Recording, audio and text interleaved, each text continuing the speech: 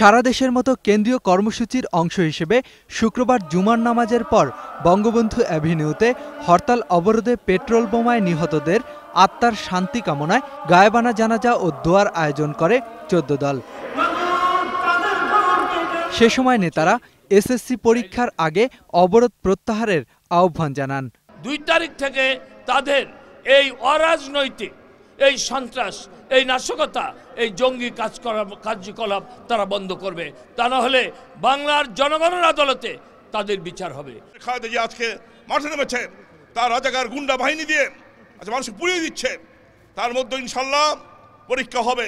এদিকে রাজধানীর diploma engineers institute মিলনায়তনে এক আলোচনায় সুরঞ্জিত সেন গুপ্ত বলেন, দেশকে স্বাভাবিক করতে সরকারের কাছে সাংবিধানিকভাবে অনেক পদক্ষেপ বাকি আছে।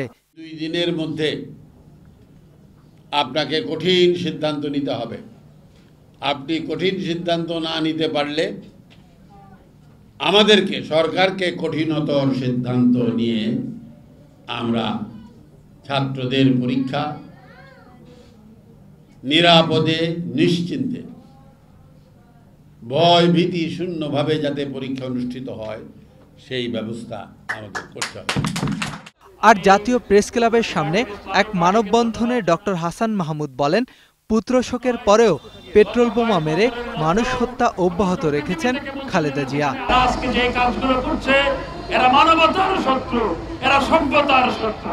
নেতারা আরো বলেন, সহিংসতা করে সরকারকে আলোচনায় বসানো যাবে না, তাই প্রথমেই বিএনপিকে মানুষ মারার কর্মসূচি থেকে সরে আসতে হবে।